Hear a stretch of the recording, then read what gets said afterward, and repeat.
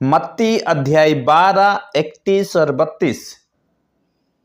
इसलिए मैं तुमसे कहता हूं कि मनुष्य का सब प्रकार का पाप और निंदा क्षमा की जाएगी, परंतु पवित्र आत्मा की निंदा क्षमा ना की जाएगी।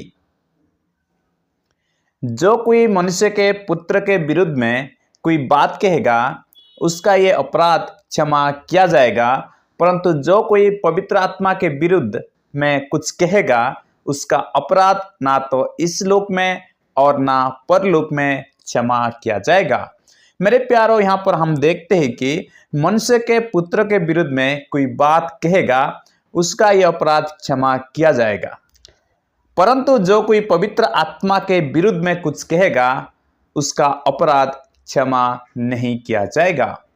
तो आज हम पवित्र आत्मा के विरुद्ध में ऐसे 5 पाप है जो मसीह लोग करते हैं, इस विषय पर बाइबल अध्ययन करेंगे। पहला, पवित्र आत्मा से झूठ मत बोलना। जब हम पवित्र आत्मा से झूठ बोलते हैं तो हम पवित्र आत्मा के विरुद्ध में पाप करते हैं। प्रेरितों अध्याय 5:3। पतरस ने कहा, हे हनन्याह, शैतान ने तेरे मन में ये बात क्यों डाली कि तू पवित्र आत्मा से झूठ बोले और भूमि के दाम में से कुछ रख छुड़े। मेरे प्यारों, यहाँ पर हनन्याह पतरस को झूठ बोला। जब हम परमेश्वर के दास के निकट झूठ बोलते तो हम पवित्र आत्मा के समूह में झूठ बोलते हैं। यहाँ पर हनन्याह ने पतरस को झूठ बोला था, लेकिन पतरस जो है कलीसिया का अध्यक्ष है। जब हम परमेश्वर के दासों के सम्मुख में झूठ बोलते हैं, तब हम परमेश्वर के सम्मुख झूठ बोलते हैं, पवित्र आत्मा के सम्मुख हम झूठ बोलते हैं। यहाँ पर हनन्याह ने शैतान के अधीन में रहते हुए पवित्र आत्मा से झूठ बोला, इसलिए पवित्र आत्मा से झूठ बोलना पवित्र आत्मा के विरुद्ध पाप है। यूहन्ना अध्याय 8:44 में ऐसा लिखा है, तुम अपने पिता शैतान से हो और अपने पिता के लालसाओं को पूरा करना चाहते हो। वह तो आरंभ से हत्यारा है और सत्य पर स्थिर नहीं रहा, क्योंकि सत्य उसमें नहीं है, क्योंकि सत्य उसमें है ही नहीं। वह जब झूठ बोलता तो अपने स्वभाव से ही झूठ बोलता है, क्योंकि वह झूठा है और वरन झूठ का पिता है। मेरे प्यारों, शैतान झूठ का पिता है। शैतान स्वभाव से ही झूठ बोलता है, इसलिए शैतान ने हनन्याह से झूठ बोलने के लिए प्रेरित किया। इसलिए हनन्याह शैतान के बात को मानते हुए पतरस के सम्मुख में झूठ बोला। जब हम परमेश्वर के दास के सम्मुख में या निकट में झूठ बोलते हैं तो हम पवित्र आत्मा के विरुद्ध में झूठ बोलते हैं। जब हम झूठ बोलते हैं तो यह पवित्र आत्मा के विरुद्ध पाप है। अगर हम ऐसा करेंगे तो हमें क्षमा नहीं मिलेगी। दूसरा पॉइंट, पवित्र आत्मा को परीक्षा ना करो। प्रेरितों अध्याय 5:9। पतरस ने उससे कहा, यह क्या बात है कि तुम दोनों ने प्रभु के आत्मा की परीक्षा के लिए एका किया। देख, तेरे पति के गाड़ने वाले द्वार ही पर खड़े हैं और तुम्हें भी बाहर ले जाएंगे। मेरे प्यारे, जब हम पवित्र आत्मा की परीक्षा करते हैं तो हम पवित्र आत्मा के विरुद्ध पाप करते हैं। यहाँ पर हनन्याह के पत्नी जो है पवित्र आत्मा को परीक्षा किया। परमेश्वर के दास के समूह में झूठ बोलते तो हम परमेश्वर के विरुद्ध में झूठ बोलते हैं।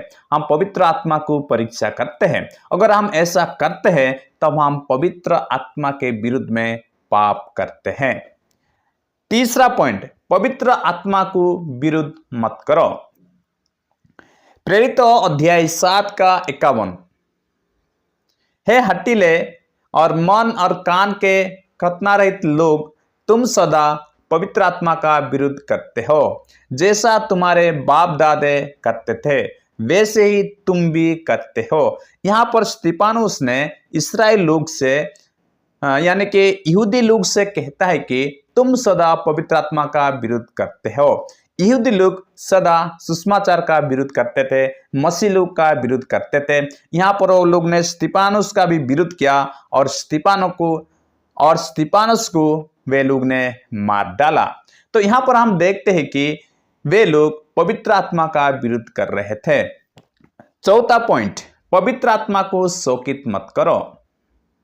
इफिसियों अध्याय 4 का 30, परमेश्वर के पवित्र आत्मा को शोकित मत करो, जिसने तुम पर छुटकारे के दिन के लिए छाप दी गई है। मेरे प्यारो, हमें पवित्र आत्मा को शोकित नहीं करना है। जब हम बैरभाव रखते हैं, कड़वाहट रखते हैं, ईर्ष्या करते हैं, दूसरों को क्षमा नहीं देते हैं, तो पवित्र आत्मा शोकित हो जाता है। परमेश्वर का आत्मा हमारे अंदर वास करता है, वो शोकित होता है। इसलिए हमें दूसरों को प्रेम करना चाहिए। पांचवा पॉइंट, आत्मा को ना बुझाओ। पहला थिस्सलुनीकियों अध्याय 5 का 19, आत्मा को ना बुझाओ। मेरे प्यारो, परमेश्वर ने पवित्र आत्मा को दान के स्वरूप हमें दिया है, ताकि हम परमेश्वर की महिमा करने पाए, ताकि हम सुसमाचार को प्रचार करें, ताकि हम पवित्र आत्मा के द्वारा सामर्थ काम को करें। इसलिए हमें पवित्र आत्मा को बुझाना नहीं है।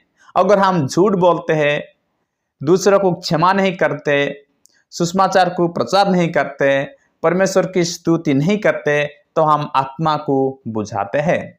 इसलिए हमेशा हमें सत्य बोलना चाहिए, दूसरों को क्षमा करना चाहिए, दूसरों को प्रेम करना चाहिए, दूसरे के लिए प्रार्थना करना चाहिए, दूसरों को मदद करना चाहिए। मेरे प्यारो, आज की शिक्षा के द्वारा परमेश्वर हम सभी को आशीष दे।